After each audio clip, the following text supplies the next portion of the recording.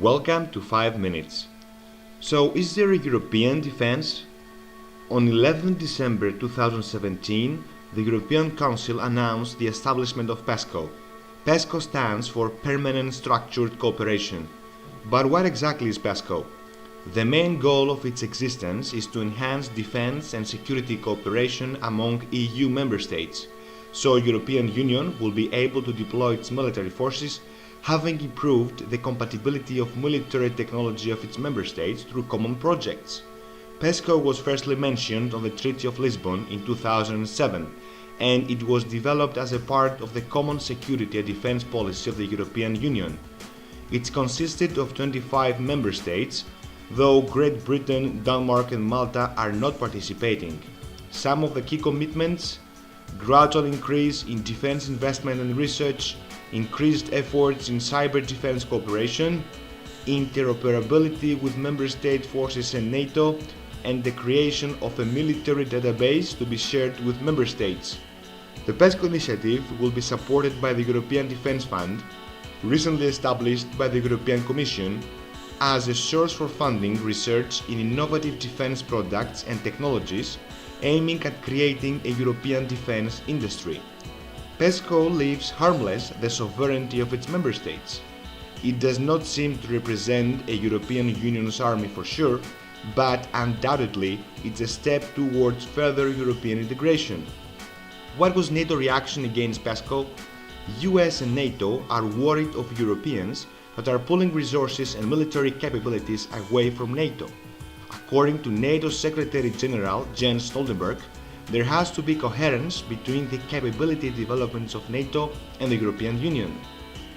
For NATO, PESCO could act supplementary within the North Atlantic Alliance in order to enhance NATO effectiveness. US Secretary of State James Mattis made it clear that collective defense is NATO mission and a NATO mission alone. It's worth mentioning that every time a European proposal for further cooperation in defense was being brought into table, it had to be integrated into NATO structures. For example, Eurocorps. Eurocorps was founded in 1992 under the political initiative of Germany and France after Yugoslavia's disintegration. Today, it's consisted of 9 member states, but only 5 of them have the right to participate in decision-making process: France, Germany, Belgium, Luxembourg and Spain.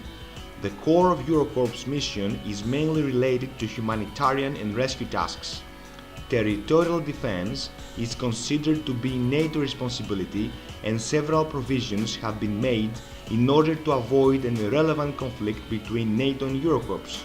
Eurocorps has participated in several peacekeeping missions in Bosnia, Kosovo and Afghanistan.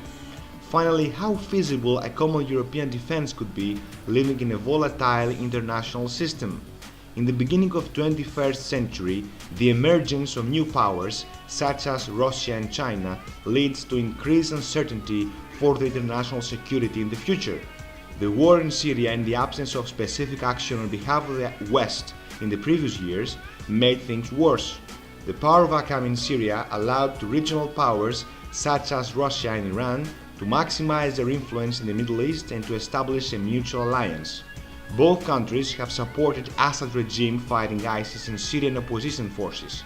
Iran has been also accused of creating a corridor through Syrian territory in order to dispatch missiles and military equipment to Hezbollah in Lebanon, an action which makes Israel to feel frustrated about Iran's intentions.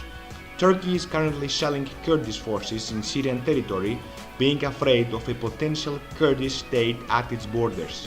Turkey's invasion in Syria has caused a great tension with the United States. The Kurds are considered to be the only reliable US ally to the fight against ISIS in Syria and a valuable partner in the region after the end of the war. Last but not least, after Crimea's annexation in 2014, Russia's intentions in Eastern Europe remain uncertain, and NATO presence in the region is necessary as never before since the Cold War. Unfortunately, the European Union still cannot speak with one voice regarding foreign policy issues and does not possess an independent European army. Despite France and UK warnings of potential intervention in case of chemical weapon use in Syria, nothing happened. Syria's population is facing one of the most serious humanitarian crises of the last decades, and United Nations decisions for a ceasefire do not seem to have any essential results. As wealth gap between North and South in Europe is getting bigger, populist political parties of far right are becoming stronger and Euroscepticism is on the rise. Additionally, an equal share of immigration flows among European countries is a problem which needs to be resolved. The world is becoming multipolar and the European Union is sitting on a crossroad. Either it will take the path towards further political integration or it will fall apart.